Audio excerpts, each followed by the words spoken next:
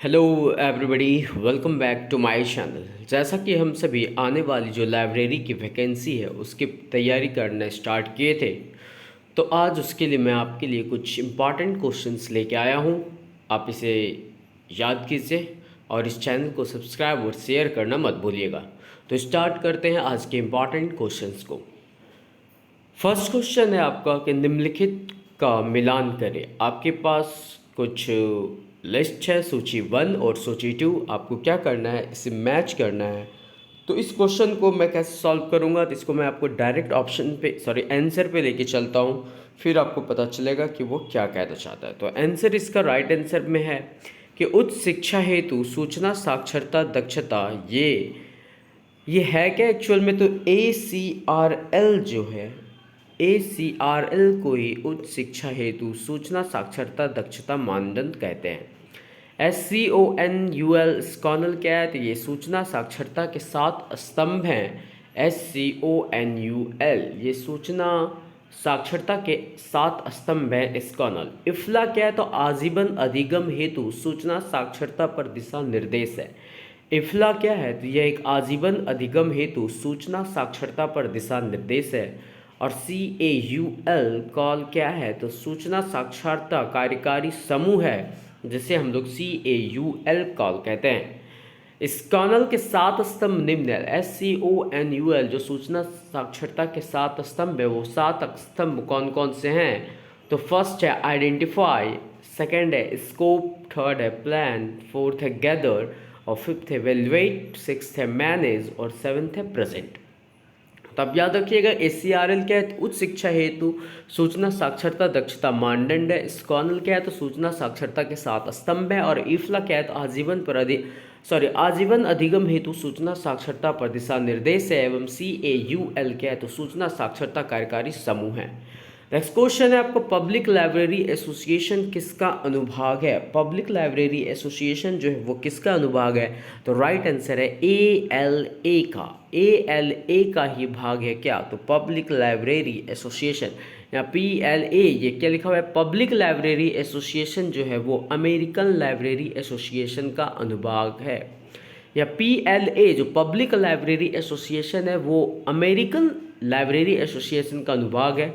यह एक public library का प्रोफेशनल एसोसिएशन है जिनको 1944 में प्राप्त किया गया और इसका मुख्यालय शिकागो में स्थित है। इसका मुख्यालय जो है PLA का कहाँ है, तो शिकागो में स्थित है और यह एक नॉन प्रॉफिट संगठन है। ILA क्या है, तो इंडियन लाइब्रेरी एसोसिएशन, जिसकी स्थापना 1933 में किया गया और इसका मुख्यालय दिल्ली में अवस्थित है। वहीं इफ्ला क्या है, तो international federation of library association and institution है, जिसकी स्थापना 1927 को हुई। और आइजेलिक क्या है, तो Indian association of special library and information centre, जिसकी स्थापना 1955 में हुई थी और जिसका मुख्यालय कोलकाता में स्थित है। सबका फुल फॉर्म आप ध्यान रखिएगा। ILA का क्या है, तो इंडियन लाइब्रेरी एसोसिएशन, स्थापना 1933, मुख्यालय दिल्ली। और इफ्ला का फुल फॉर्म है international federation of library association and institution, जिसकी स्थापना 1927 में। और आइजलिक क्या है, तो Indian association of special library and information centre, जिसकी स्थापना 1955 में हुई और मुख्यालय इसका कहाँ है, तो कोलकाता में है। नेक्स्ट क्वेश्चन है, निम्नलिखित सूचियों को मिलान कीजिए। अब यहाँ पे क्या है, कुछ सूची दिया हुआ है, सूची 1 और सूची 2। आप उसके ईस्वी के अनुसार, उसकी स्थापना कब हुई उसके अनुसार क्या करना है, इसे अरेंज करना है। तो हम इसको लेके चलते हैं आपको डायरेक्ट ऑप्शन पे कि आप याद रखिएगा कि CILEP की स्थापना वर्ष कब है, 2002 में। ASLIB की स्थापना वर्ष कब है, 1924 में। ALA की स्थापना वर्ष कब है, 1876 में। और COMLA की स्थापना कब है, तो 1972 में। फिर से इसे आप समझिए कि CILIP की स्थापना वर्ष कब है, तो 2002 में। ASLIB की स्थापना वर्ष कब है, 1924 में। ALA की स्थापना 1876 में। और COMLA की स्थापना वर्ष कब है, 1972 में। इसमें याद रखिएगा। नेक्स्ट क्वेश्चन है कि निम्नलिखित ISBD को उनके निर्माण वर्ष के अनुसार व्यवस्थित कीजिए। कि यहाँ जितने भी ISBD हैं उनको आपको उनके निर्माण वर्ष के अनुसार अरेंज करना है, छोटा से बड़ा या बड़ा से छोटा, तो हम डायरेक्ट आपको लेके चलते हैं इसके निर्माण वर्ष पे, ताकि आप वहाँ से आसानी से इसको अरेंज कर सकें। इसके निर्माण वर्ष को आप याद रखिएगा। तो इसके निर्माण वर्ष में चलते हैं कि निम्न आईएसबीडी को उसके निर्माण वर्ष के अनुसार व्यवस्थापना, सबसे पहले आईएसबीडी होगा जिसकी स्थापना 1971, आईएसबीडी जो है फिर एस 1988 और आईएसबीडी सीएफ जो है वो 1990 और आईएसबीडी पीएम जो है वो क्या है 1991 में है। आईएसबीडी का विकास 1961 में किया गया तथा इफ्ला द्वारा इसे 1969 में स्वीकार किया गया। आईएसबीडी की स्थापना कब की गई? तो 1961 में की गई, लेकिन इफ्ला ने इसे 1971 में स्वीकार किया। इफ्ला द्वारा इसे 1971 में स्वीकार किया गया और 1969 में स्वीकार किया गया। इसको स्वीकार कब किया गया? 1969 में। 1971 में यह international standard bibliography description monograph के नाम से जाना जाने लगा और यह इफ्ला के द्वारा संचालित किया जाता है। इसके निम्न रूप और भी हैं, तो आईएसबीडी सीएम ये कार्टोग्राफिक मटेरियल है, आईएसबीडी एवी क्या है? तो ये ऑडियो विजुअल एक्सेट्रा है। सीएम क्या है? तो कार्टोग्राफिक मटेरियल है और एवी क्या है? तो ऑडियो विजुअल है। अगर आपसे पूछा जाए आईएसबीडी के विकास कब हुई थी? 1961 में और इफ्ला ने इसे कब स्वीकारा? 1969 में। और 1971 में ये जो है स्टैंडर्ड बिब्लियोग्राफिक डिस्क्रिप्शन के नाम से जाना जाने लगा, इंटरनेशनल स्टैंडर्ड बिब्लियोग्राफिक डिस्क्रिप्शन के नाम से जाना जाने लगा। नेक्स्ट क्वेश्चन फिर से आपको ALA, CLIP, SLA और ILA को क्या करना है? अरेंज करना है इसकी स्थापना वर्ष के अनुसार।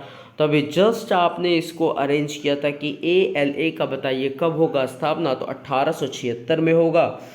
और अगर CILIP के पूछा जाए तो 2002 में होगा और SLA का पूछा जाए तो 1909 में होगा और ILA का पूछा जाए तो 1933 में होगा। इस भी आप याद रखिएगा, नीचे डिस्क्रिप्शन में दिया हुआ है। ALA का कब है? 1876 में। CILIP का कब है? 2002 में। SLA का कब है? 1909 में। ILA का कब है? 1933 में। नेक्स्ट क्वेश्चन है कि इफ्ला सर्वप्रथम किस स्थान पर स्थापित किया गया था? इसकी पहचान आपको करने की। इफ्ला जो है सर्वप्रथम किस स्थान पर स्थापित किया गया था? तो इसका राइट आंसर है एडिनबर्ग, स्कॉटलैंड में। अब इफ्ला के बारे में कब इसकी स्थापना कब की गई, कहाँ की गई थी ये बताइए? तो एडिनबर्ग, स्कॉटलैंड में। अब इफ्ला के बारे में आप जानिए कि इफ्ला है क्या। तो इफ्ला है आपका the international federation of library association and institution, इसका फुल फॉर्म है। और यह सर्वप्रथम एडिनबर्ग, स्कॉटलैंड स्थान पर स्थापित किया गया। और इफ्ला एक प्रमुख अंतर्राष्ट्रीय निकाय है जो पुस्तकालय और सूचना पेशेवरों पर भरोसा करने वाले लोगों के हितों का प्रतिनिधित्व करता है और जिनकी स्थापना 23 सितंबर 1927 में हुई और इसका मुख्यालय द हेग, नीदरलैंड में स्थित है। इसका काम क्या है? तो पुस्तकालय और सूचना पेशेवरों पर भरोसा करने वाले लोगों के हितों का प्रतिनिधित्व करता है। कौन करता है? तो इफ्ला। नेक्स्ट क्वेश्चन है कि निम्नलिखित सूची को फिर से आपको मैच करना है, सूची 1 को सूची 2 के साथ आपको मैच करना है। तो हम ले चलते हैं आपको इसको डायरेक्ट ऑप्शन पे लेके चलते हैं कि NATIS ये क्या है? तो एक यूनेस्को, इसका मैचिंग किसके साथ होगा? तो यूनेस्को के साथ होगा। और NIP नीड्स क्या है? तो ये एक इफ्ला है। और कॉनपॉलिस 1995 क्या है? ये तो संस्कृति संकाय है भारत सरकार का। और national policy on library and information system जो 1986 में आया, इसे कौन लाया गया? तो राजा राम मोहन राय लाइब्रेरी फाउंडेशन के द्वारा लाया गया। NATIS, NIP, NITS ये सारी चीज़ आपको आगे मिलने वाली, सिर्फ अभी याद रखिएगा। NATIS क्या है? तो यूनेस्को से मैच करना है। और NIP, NITS क्या है? इफ्ला के साथ इसको मैच करना है। और कॉनपॉलिस 1985 में जो है ये संस्कृति संकाय से मैच करना है। नेक्स्ट क्वेश्चन है निम्नलिखित आचार संहिताओं को उनके विकास के क्रम से व्यवस्थित करें। जो आचार संहिताएं हैं उनको क्या करना है? उनको आपको उनके विकास के क्रम से उसे अरेंज करना है कि जो भी आचार संहिता है उसको उनके विकास के क्रम से व्यवस्थित करें। तो हम लोग स्टार्ट करते हैं इसके विकास से। अगर इसे सजाना है तो सबसे पहले आएगा इसके डिस्क्रिप्शन को आप देखिए ध्यान से कि विभिन्न आचार संहिताओं को उनके विकास के क्रम से व्यवस्थापन इस प्रकार है कि पुस्तकाध्यक्ष के आचार संबंध उपसूत्र यूएसए में पुस्तकाध्यक्ष वृत्ति के लिए प्रथम आचार संहिता था जो 1909 में आया, और आचार संहिता ALA 1939 में आया। व्यावसायिक आचार संहिता LA जो यूके लंदन का है ये 1983 में आया, और पुस्तकाध्यक्षों और सूचना कर्मियों के लिए आचार संहिता जो IFLA है ये 2012 में आया। तो आप अरेंज कर सकते हैं इसको कि कौन सी कब आए। तो अगर आपसे पूछा जाए कि यूएसए के पुस्तकाध्यक्ष वृत्ति के लिए प्रथम आचार संहिता कब आई 1909 में, दूसरी आचार संहिता ALA कब आई 1939 में, व्यावसायिक आचार संहिता कब आई तो 1983 में, और पुस्तकाध्यक्षों और सूचना कर्मियों के लिए आचार संहिता IFLA कब आई 2012 में। नेक्स्ट क्वेश्चन है कि संक्षिप्तकार FAIFE IFLA का पूर्ण रूप की पहचान करना है कि IFLA का फुल फॉर्म क्या है। अब बताइए IFLA का फुल फॉर्म क्या है। तो इसका राइट आंसर होगा ऑप्शन नंबर डी कि freedom of access to information and freedom and expression. Freedom of access to information and freedom of expression जो है वो फुल फॉर्म है किसका, IFLA का। अब IFLA के बारे में सॉरी ये FAIFE इसे लोग ये गलत यहाँ क्वेश्चन लिख दिया है कि ये FAIFE का फुल फॉर्म पूछ रहा है कि FAIFE का फुल फॉर्म क्या है। तो FAIFE का फुल फॉर्म है freedom of access to information and freedom and expression. यहाँ क्या होगा FAIFE, ये सही है। IFLA ये दिया है, IFLA इसके साथ रिलेटेड है, आप समझिएगा अभी तुरंत कि संक्षिप्तकार FAIFE जो है IFLA का पूर्ण रूप है कि freedom of access to information and freedom of expression इसका फुल फॉर्म है। FAIFE जो IFLA के भीतर एक पहल है जो संयुक्त राष्ट्र universal declaration of human rights के अनुसार के अनुच्छेद 19 में परिभाषित बुनियादी मानवाधिकार की रक्षा और बढ़ावा देता है। FAIFE जो है ये IFLA के अंदर ही एक पहल है जिसका काम क्या है, तो universal declaration of human rights के अनुच्छेद 19 में परिभाषित बुनियादी मानवाधिकारों की रक्षा को बढ़ावा देता है। FAIFE समिति पुस्तकालय और पुस्तकालय से संबंधित प्रत्यक्ष और परोक्ष रूप से सभी पहलुओं में सूचना और अभिव्यक्ति की स्वतंत्रता तक पहुंच की स्वतंत्रता को बढ़ावा देती है। FAIFE दुनिया भर में पुस्तकालय समुदाय के भीतर बौद्धिक स्वतंत्रता की स्थिति की निगरानी करता है। नेक्स्ट क्वेश्चन है कि अमेरिकी पुस्तकालय संघ के अध्यक्ष सारी फील्डमैन द्वारा शुरू किए गए अमेरिकी पुस्तकालय संघ के नव सार्वजनिक जागरूकता अभियान पुस्तकालय रूपांतर निम्नलिखित में से किन पर बल देता है। आपका क्वेश्चन आप समझ में आ रहा है कि क्या कहना चाह रहा है कि अमेरिकी पुस्तकालय संघ के अध्यक्ष सारी फील्डमैन द्वारा शुरू किए गए अमेरिकी पुस्तकालय संघ के नए सार्वजनिक जागरूकता अभियान पुस्तकालय रूपांतरण निम्नलिखित में से किन पर बल देता है, आपको बताना है। तो इसका राइट आंसर क्या होने वाला है उसे आप पहले इसके आप डिस्क्रिप्शन को समझिए, आपको आंसर पता चल जाएगा। ऑप्शन को आप छोड़िए, पहले डिस्क्रिप्शन समझिए। तो अमेरिकी पुस्तकालय संघ के अध्यक्ष सारी फील्डमैन द्वारा शुरू किए गए अमेरिकी पुस्तकालय संघ के नव सार्वजनिक जागरूकता अभियान पुस्तकालय रूपांतरण डिजिटल युग में सार्वजनिक पुस्तकालय द्वारा निभाई जाने वाली महत्वपूर्ण भूमिका। इस अवधारणा में बदलाव की गई पुस्तकालय सिर्फ शोध करने, पुस्तकें ढूंढने एवं पढ़ने का स्थान है और शिक्षा प्राप्त करने एवं जीवन पर्यंत सीखने के माध्यम से सभी के जीवन में परिवर्तन लाना, इन सभी पर बल देता है। आपको समझ में आ रहा है कि अमेरिकी पुस्तकालय संघ के जो अध्यक्ष थे सारे फील्डमैन अमेरिकी पुस्तकालय संघ के किन नव सार्वजनिक जागरूकता अभियानों पर बल दे रहे थे।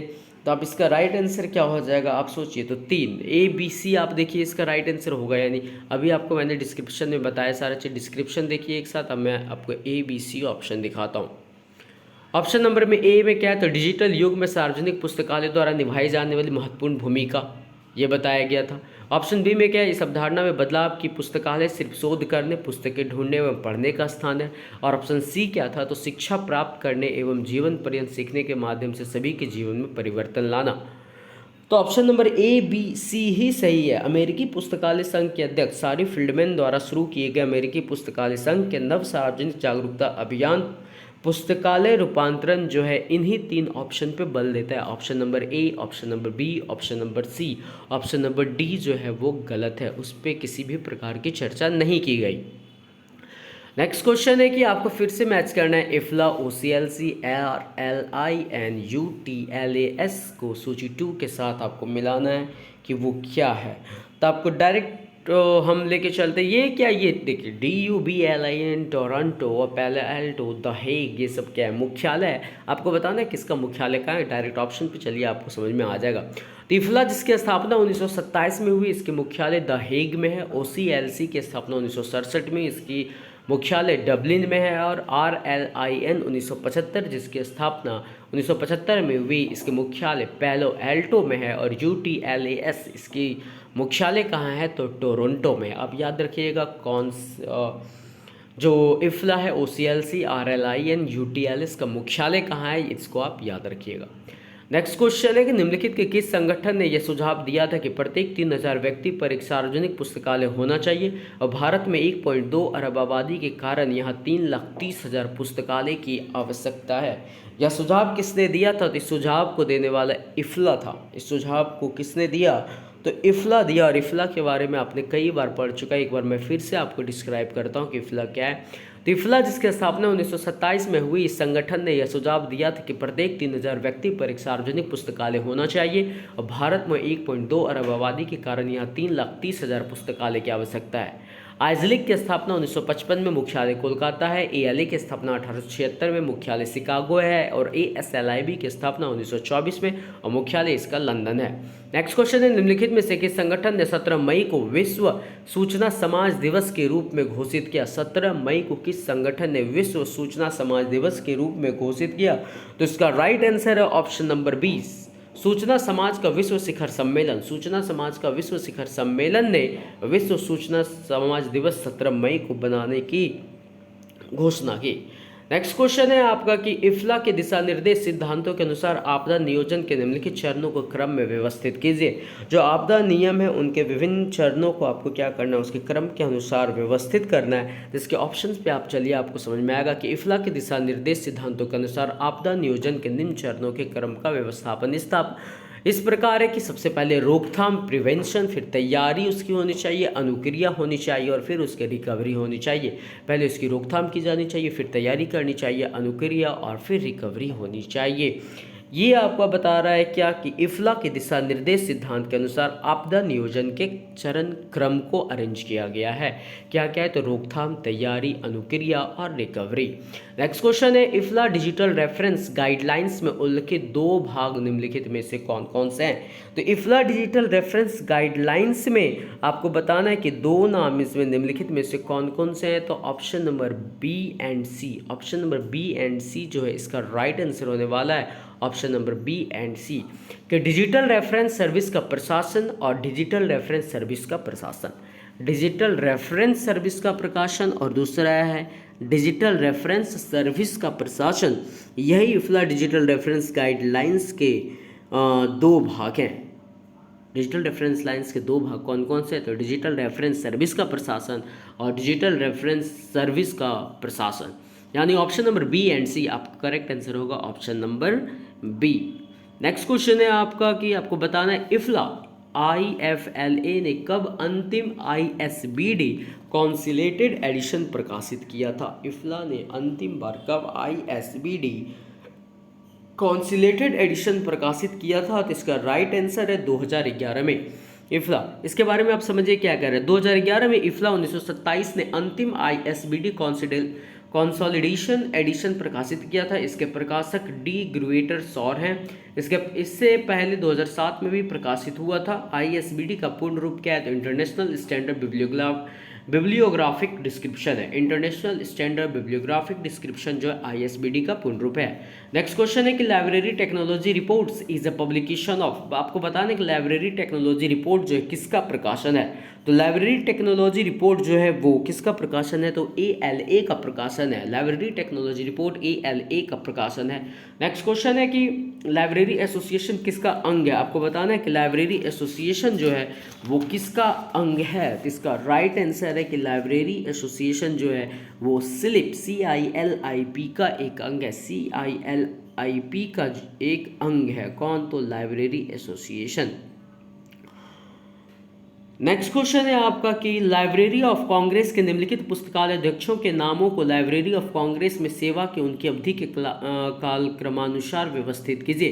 कि लाइब्रेरी ऑफ कांग्रेस के निम्नलिखित जितने भी पुस्तकालय अध्यक्ष के नाम हैं उसको लाइब्रेरी ऑफ कांग्रेस में जिस तरह से उनकी सेवा दी गई उनकी अवधि के कालक्रमानुसार व्यवस्थित करना है। इसके लिए मैं आपको लेके चलता हूँ आपको ऑप्शन पे, जहाँ आप उसे ईजी वे में समझ सकते हैं। तो लाइब्रेरी ऑफ कांग्रेस के निम्नलिखित पुस्तकालय अध्यक्ष के नामों में लाइब्रेरी ऑफ कांग्रेस की सेवा की उनकी अवधि के काल क्रमानुसार व्यवस्थित रूप में सबसे पहले है जॉन जेम्स बैकली, जिसने 1802 से 1807 तक अपना कार्यकाल दिया।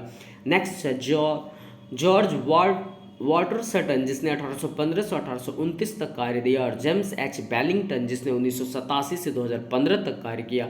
और फर्स्ट है आपका कार्ला हेडन, जिसने 2015 के बाद से लेकर 2016 अब तक उन्होंने क्या किया, अपना कार्य किया। तो इसका राइट आंसर क्या होगा, ए। सबसे पहले क्या हो जाएगा, ए मतलब सबसे पहले आपका ऑप्शन क्या होगा, बी। सबसे पहले आपका होगा जॉन जेम्स बैकली का होगा, जिसने 1802 से 1807 तक किया। सेकेंड में आपका है डी, जॉर्ज वाटसन का होगा, जिसका 1815 से 1829 ने किया था। और जेम्स एच बेलिंगटन, जिसका आपका है ऑप्शन नंबर सी, जो 1988 से 2015 तक किए। और लास्ट है आपका कार्ला हेडन, जो 2016 से अब तक कर रहे हैं। नेक्स्ट क्वेश्चन है आपका कि information outlook is a bio monthly online magazine published by. आपको बताना है कि इन्फॉर्मेशन आउटलुक जो है, information outlook is a bio monthly online magazine, यह एक ऑनलाइन मैगजीन है जो किसके द्वारा पब्लिश किया जाता है। तो राइट आंसर है इसका SLA के द्वारा। अब आप समझिए कि international outlook is a bio monthly online magazine जो SLA के द्वारा पब्लिश किया जाता है स्पेशल लाइब्रेरी एसोसिएशन के द्वारा, जिसकी स्थापना 1909 में जॉन कॉटन डैना के द्वारा हुई थी और जिसका मुख्यालय वर्जीनिया यूनाइटेड स्टेट में अवस्थित है। किसका, SLA का स्पेशल लाइब्रेरी का स्थापना 1909 में जॉन कॉटन डैने ने किया था और जिसकी मुख्यालय वर्जीनिया यूनाइटेड स्टेट में अवस्थित है। इसके अंदर इफ्ला जो है the international federation of library association and institution की स्थापना 1927 में हुई तथा इसका मुख्यालय द हेग नीदरलैंड में अवस्थित है। ALA क्या है, अमेरिकन लाइब्रेरी एसोसिएशन है, जिसकी स्थापना 6 अक्टूबर 1876 को हुई। मुख्यालय इसका शिकागो यूनाइटेड स्टेट में है। और थर्ड है आपका CILIP, chartered institute of library and information professionals, जिसकी स्थापना 2002 में हुई और जिसका मुख्यालय लंदन यूनाइटेड किंगडम में स्थित है। और इसके पहले 1958 में इंस्टीट्यूट ऑफ इंफॉर्मेशन साइंस के नाम से इसे जाना जाता था। CILIP को पहले इंस्टीट्यूट ऑफ इंफॉर्मेशन साइंटिस्ट के नाम से जाना जाता था और 1877 में यह लाइब्रेरी एसोसिएशन के नाम से स्थापित था, जो अब स्लिप के नाम से जाना जाता है, जिसे अब CILIP के नाम से जाना जाता है, जिसकी स्थापना 2002 में हुई। ये सारी बातें आपको याद रखना है, सारी की सारी बातें इंपॉर्टेंट है। नेक्स्ट क्वेश्चन है कि internet governance guide for libraries is a publication of. आपको बताना है internet governance guide for library जो है वो किसके द्वारा पब्लिश किया गया, तो इसे इफ्ला के द्वारा पब्लिश किया जाता है। Internet governance guide for libraries is a publication of IFLA, जबकि ALA और यूनेस्को ये संगठन है तथा OCLC एक ऑनलाइन DDC पर आधारित वर्गीकरण पुस्तकालय केंद्र है। OCLC क्या है, ये एक ऑनलाइन DDC पर आधारित वर्गीकरण पुस्तकालय केंद्र है। और ALA और यूनेस्को क्या है, ये एक संगठन है। स्थापना दिया हुआ है ALA का 1876, यूनेस्को का 1946 में, OCLC का 1967 में और इफ्ला का 1927 में। नेक्स्ट क्वेश्चन है कि प्रकाशनों की सार्वभौमिक उपलब्धता कार्यक्रम किससे संबंधित है। प्रकाशनों की सार्वभौमिक उपलब्धता कार्यक्रम जो किससे संबंधित है आपको बताना है, तो इसका राइट आंसर है इफ्ला से संबंधित है। पुस्तकालय की सार्वभौमिक उपलब्धता कार्यक्रम किससे संबंधित है, ये इफ्ला से संबंधित है। और इफ्ला का फुल फॉर्म आप बार बार पढ़ चुके हैं कि international federation of library association and institution, इसके बारे में आप जानकारी भी ले चुके हैं। फिर भी एक बार मैं आपको बता देता हूँ कि इफ्ला क्या है। IFLA international federation of library association and institution है, जिसकी स्थापना 30 सितंबर 1927 को स्कॉटलैंड में हुई थी, जिसका मुख्यालय द हेग है, नीदरलैंड में है। इफ्ला के पहले अध्यक्ष स्वीडन के राष्ट्रीय सेक्रेटरी जनरल जेराल्ड लेटनर हैं और इफ्ला के वर्तमान समय में 150 देशों में 1600 संघ सदस्य हैं। सिस्टर लाइब्रेरी अवधारणा का विकास इफ्ला ने किया था। सिस्टर लाइब्रेरी से तात्पर्य बच्चों के पुस्तकालय के लिए IFLA section libraries for children and young adult का एक कार्यक्रम है। इफ्ला द्वारा public library of the year पुरस्कार सार्वजनिक पुस्तकालय को दिया जाता है। ये कई बार आप पिछले क्वेश्चन में पढ़ चुके हैं। आप वहाँ से इन सारे वीडियोस को देखिए, रिकॉल कीजिए चीज़ों को। नेक्स्ट क्वेश्चन है कि राजा राम मोहन राय लाइब्रेरी फाउंडेशन की स्थापना किसने की थी? तो राजा राम मोहन राय लाइब्रेरी फाउंडेशन की स्थापना department of culture government of India ने किया था। किसने किया था? Department of culture government of India ने किया था। इसका राइट आंसर है बी। अब राजा राम मोहन राय लाइब्रेरी फाउंडेशन के बारे में समझते हैं कि क्या है। तो राजा राम मोहन राय पुस्तकालय प्रतिष्ठान एक केंद्रीय स्वायत्त संगठन है जो भारत सरकार के संस्कृति मंत्रालय द्वारा स्थापित है और पश्चिम बंगाल सोसाइटी पंजीकरण अधिनियम 1961 के तहत पंजीकृत है। यह भारत सरकार की नोडल एजेंसी है जो अपने संघ के ज्ञापन में सम्मिलित उद्देश्यों के अनुरूप लोक पुस्तकालय सेवाओं और देश में लोक पुस्तकालय आंदोलन को प्रोन्नत करने में मदद प्रदान करती है। इसके वर्तमान अध्यक्ष भारत सरकार के सचिव ब्रिज किशोर शर्मा हैं। अगर राजा राम मोहन राय पुस्तकालय प्रतिष्ठान के वर्तमान सचिव पूछ ले कौन है तो ब्रिज किशोर शर्मा है। नेक्स्ट क्वेश्चन है कि यूनोसिस्ट कार्यक्रम किसने प्रारंभ किया था? यूनोसिस्ट कार्यक्रम को किसने प्रारंभ किया था? इसका राइट आंसर है यूनेस्को। यूनोसिस्ट कार्यक्रम को यूनेस्को ने प्रारंभ किया था। इसको समझ लिए ध्यान से, यूनिसिस्ट है क्या? तो यूनिसिस्ट का फुल फॉर्म है United Nations international scientific information system. यह मॉडल संयुक्त राष्ट्र द्वारा सूचना प्रसार हेतु 1971 में प्रस्तावित किया गया था और यह संचार की सामाजिक प्रणाली का एक मॉडल है जिसमें ज्ञान निर्माता, मध्यस्थ और उपयोगकर्ता शामिल है। यूनिसिस्ट है क्या? तो United national international scientific information system इसका फुल फॉर्म है। यह एक मॉडल है जो संयुक्त राष्ट्र द्वारा सूचना प्रसार हेतु 1971 में प्रस्तावित किया गया था।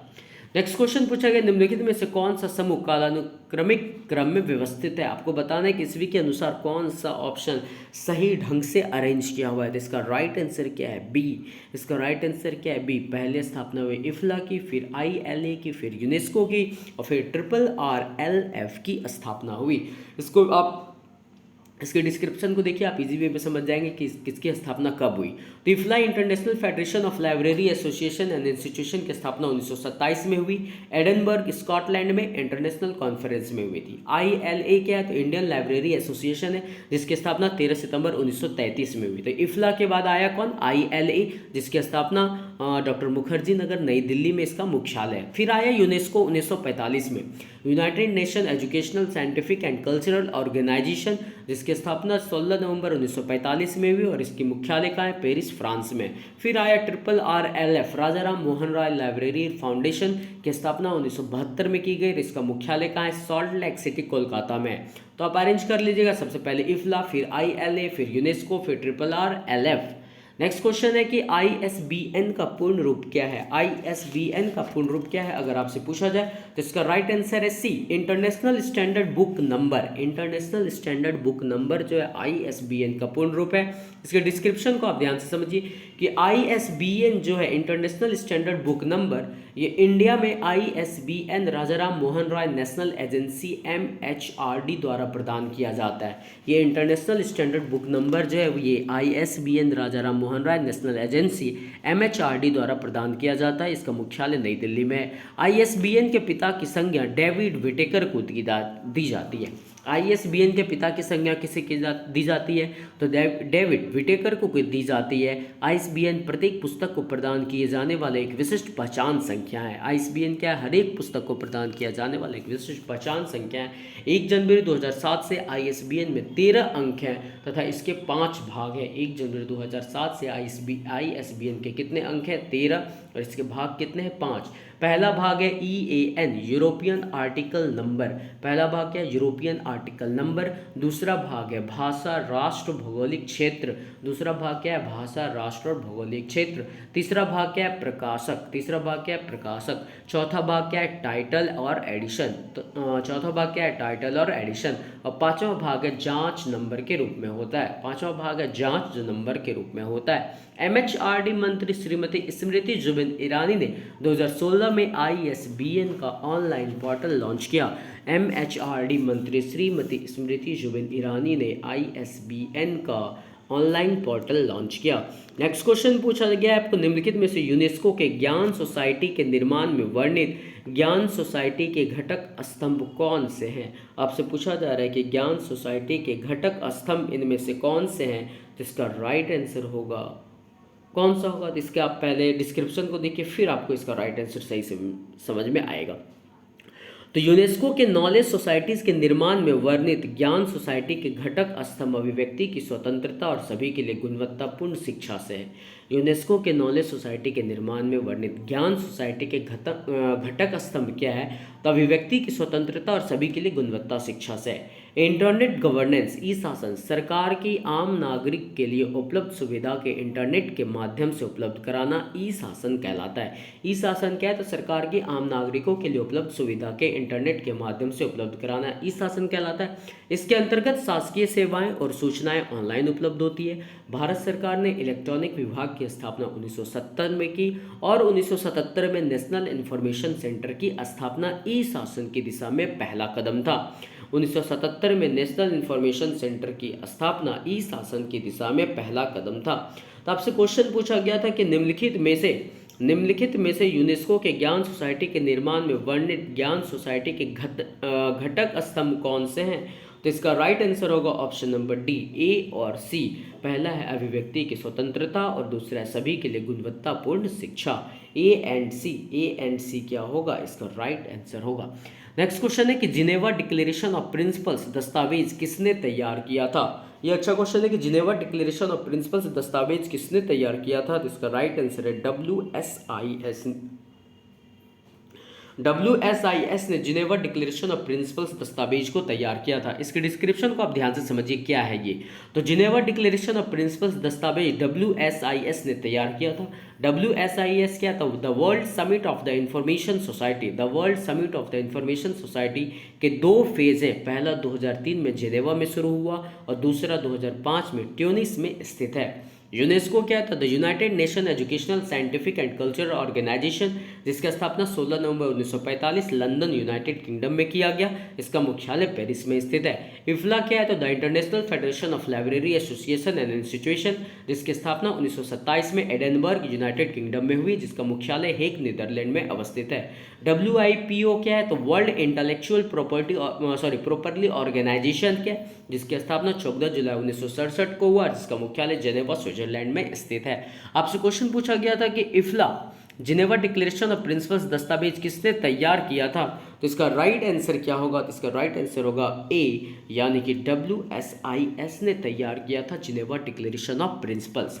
नेक्स्ट क्वेश्चन है आपका कि RRRLF वित्तीय सहायता सम्मेलन योजना के अंतर्गत सहायता को RRRLF तथा विकसित राज्यों के बीच सम्मेलन आधार पर निम्नलिखित में से किस अनुपात में बांटा जाता है? आपको बताना है कि RRRLF जो है वित्तीय सहायता सम्मेलन योजना के अंतर्गत सहायता को RRLF तथा विकसित राज्यों के बीच सम्मेलन आधार जो है वो किस अनुपात में? तो 50:50 में बांटा जाता है। किस अनुपात में? 50:50 में। यही आपसे अगर पूछा जाए विकासशील और पिछड़ने वाले राज्यों का अनुपात क्या होगा? तो 60:40। विकासशील में 60 और पिछड़े वाले राज्य को 40 और उत्तर पूर्वी राज्य को 90 और 10 के अनुपात में बांटा जाता है। उत्तर पूर्वी राज्य को 90 और 10 के अनुपात में बांटा जाता है। आप राइट डाउन कर लीजिएगा इसे। नेक्स्ट क्वेश्चन पूछा गया भारत सरकार द्वारा राजा राम मोहन राय पुस्तकालय प्रतिष्ठान की स्थापना किस वर्ष की गई थी? आपको बताना है भारत सरकार द्वारा राजा राम मोहन राय पुस्तकालय प्रतिष्ठान की स्थापना किस वर्ष की गई थी? तो इसका राइट आंसर है 1972 में। इसकी स्थापना कब हुई थी? 1972 में। नेक्स्ट क्वेश्चन है कि डॉक्टर SR रंगनाथन विश्वविद्यालय अनुदान आयोग की पुस्तकालय समिति के अध्यक्ष किस वर्ष में थे? तो इसका राइट आंसर दिया हुआ 1957 में। डॉक्टर SR रंगनाथन विश्वविद्यालय अनुदान आयोग की पुस्तकालय समिति के अध्यक्ष किस वर्ष में थे? तो 1957 में। UGC यूनिवर्सिटी ग्रांट कमीशन का गठन 1953 में हुआ था। UGC का गठन कब हुआ? 1953 में हुआ। इसके प्रथम अध्यक्ष के रूप में डॉक्टर CD देशमुख ने कहा कि विश्वविद्यालय के निकाय से छात्र प्रशासन प्रमुख हैं, शिक्षक आत्मा और पुस्तकालय का हृदय हैं। इसका उद्देश्य उच्च शिक्षा संस्थानों को विकसित करना और विश्वविद्यालय पुस्तकालय को सुविधाओं को मजबूत करना तथा इसी संबंध में UGC द्वारा 1957 में पुस्तकालय समिति जो रंगनाथन समिति थी का गठन SR रंगनाथन की अध्यक्षता में किया गया। इस समिति का रिपोर्ट 1965 में UGC द्वारा विश्वविद्यालय और कॉलेज लाइब्रेरी शीर्षक के तहत प्रकाशित की गई। तब से यह दस्तावेज भारतीय विश्वविद्यालय और महाविद्यालय से संबंधित मामलों में मार्गदर्शक मार्गदर्शक के रूप में कार्य कर रहा है। समिति ने 1959 में कई पहलुओं पर ठोस सिफारिशें करते हुए अपनी रिपोर्ट प्रस्तुत की। पुस्तकालय अनुदान, पुस्तकों की खरीद, अंतर पुस्तकालय ऋण के लिए सुविधा, फोटोकॉपी, संदर्भ और प्रलेख सेवाएं, माइक्रोफिल्म संग्रह का निर्माण, खुली पहुंच प्रणाली, पुस्तकालय और पुस्तकालय शिक्षा के बीच सहयोग की सुविधा के लिए पुस्तकों का और धारावाहिकों की सूची तैयार करना आदि। नेक्स्ट क्वेश्चन है कि वर्तमान में ISBN में कितने संख्यांक होते हैं। आपसे क्वेश्चन पूछा गया वर्तमान में ISBN में कितने संख्यांक होते हैं, तो इसका राइट आंसर है 13। ISBN में कितने संख्यांक होते हैं, तो 13। नेक्स्ट क्वेश्चन है कि राजा राम मोहन राय पुस्तकालय प्रतिष्ठान का मुख्य उद्देश्य क्या है। राजा राम मोहन राय प्रतिष्ठान मुख्यालय का मुख्य उद्देश्य क्या है, तो सार्वजनिक पुस्तकालय सेवाओं को प्रोन्नत करना इसका मुख्य उद्देश्य है। इसका राइट आंसर है डी, सार्वजनिक पुस्तकालय सेवाओं को प्रोन्नत करना ही राजा राम मोहन राय पुस्तकालय का प्रमुख उद्देश्य है। नेक्स्ट क्वेश्चन है आपका कि इन्फॉर्मेशन फॉर ऑल प्रोग्राम किसके द्वारा जारी किया गया। इन्फॉर्मेशन फॉर ऑल प्रोग्राम किसके द्वारा जारी किया गया, तो इसका राइट आंसर है UNESCO. UNESCO information for all programme UNESCO द्वारा सन 2001 में जारी किया गया, जो एक प्रकार की प्रोग्राम सूचना संस्थान है। आपसे अगर पूछा गया कि इन्फॉर्मेशन फॉर ऑल प्रोग्राम किसके द्वारा जारी किया गया, तो information for all programme UNESCO द्वारा 2001 में जारी किया गया, जो एक प्रकार की प्रोग्राम सूचना संबंध है। नेक्स्ट क्वेश्चन है राजा राम मोहन राय लाइब्रेरी फाउंडेशन की स्थापना कब हुई थी, तो इसका राइट आंसर है 1972 में। राजा राम मोहन राय लाइब्रेरी फाउंडेशन की स्थापना 1972 में हुई थी।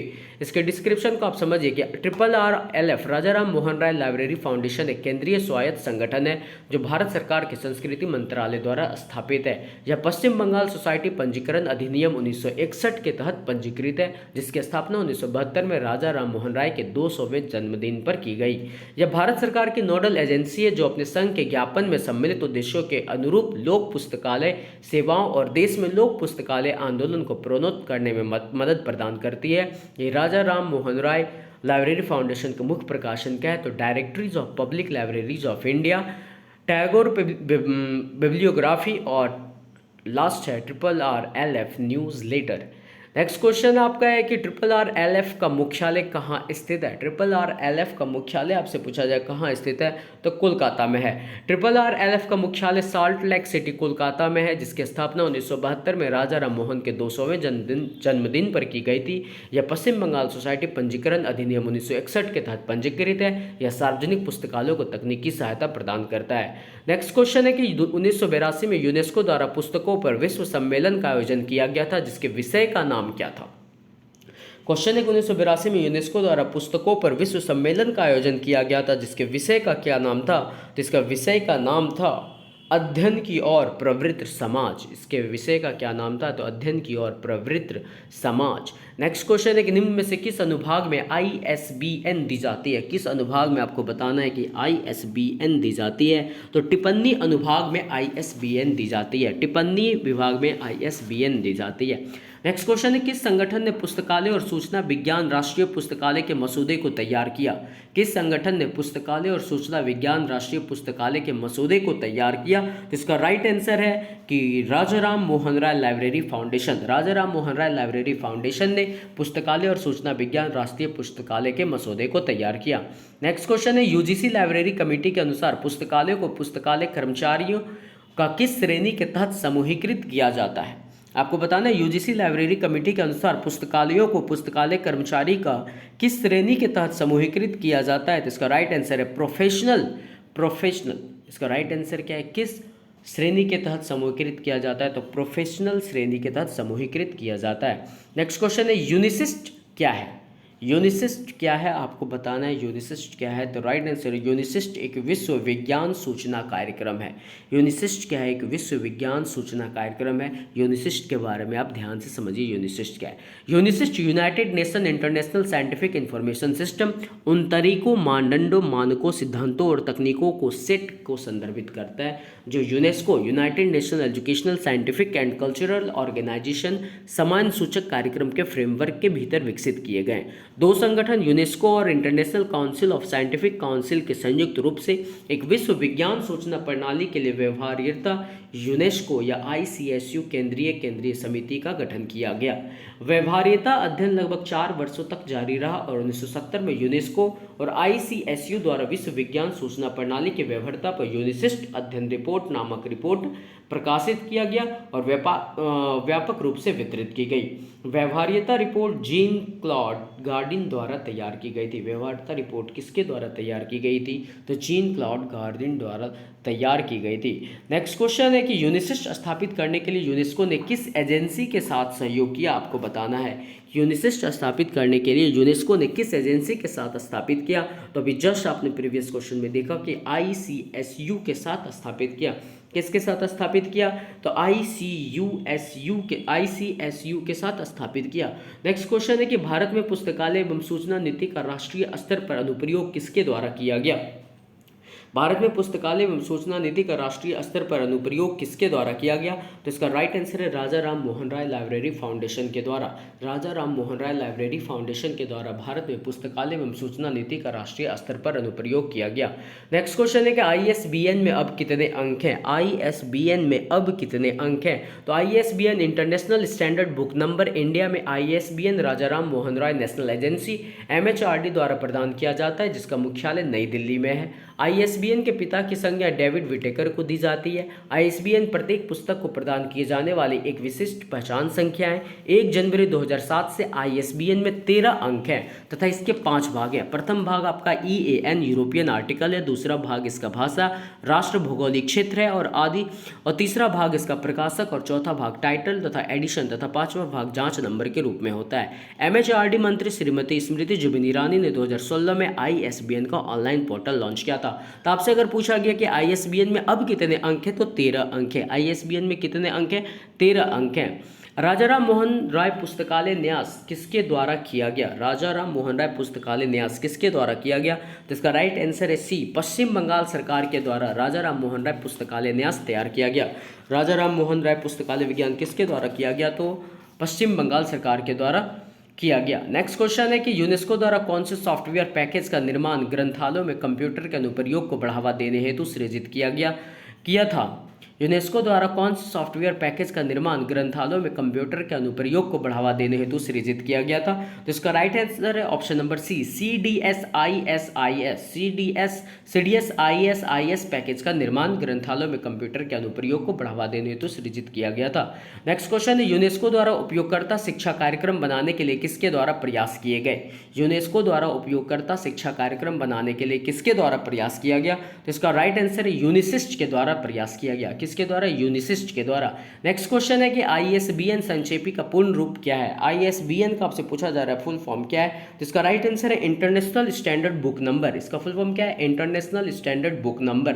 नेक्स्ट क्वेश्चन है वह अंतर्राष्ट्रीय मान्यता प्राप्त संख्या जो पुस्तक को दी जाती है वह क्या कहलाती है? तो वह ISBN कहलाती है। वह अंतर्राष्ट्रीय मान्यता प्राप्त संख्या जो पुस्तक को दी जाती है वह क्या कहलाती है? ISBN। International standard book number प्रत्येक पुस्तक को प्रदान किया जाने वाला एक विशिष्ट पहचान संख्या होता है। ISBN के पिता की संख्या डेविड विटेकर को दी गई।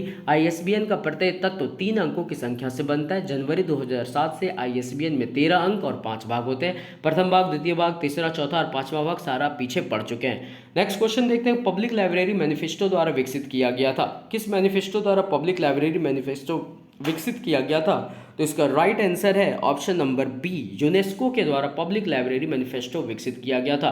किसके द्वारा? तो यूनेस्को के द्वारा। नेक्स्ट क्वेश्चन है कौन से ISBN के भाग नहीं है? आपको बताना है ISBN का भाग कौन सा इनमें से नहीं है। तो ऑप्शन नंबर C, लिंक अंक जो है इसके भाग नहीं है। ISBN के लिंक अंक जो है इसके भाग नहीं है।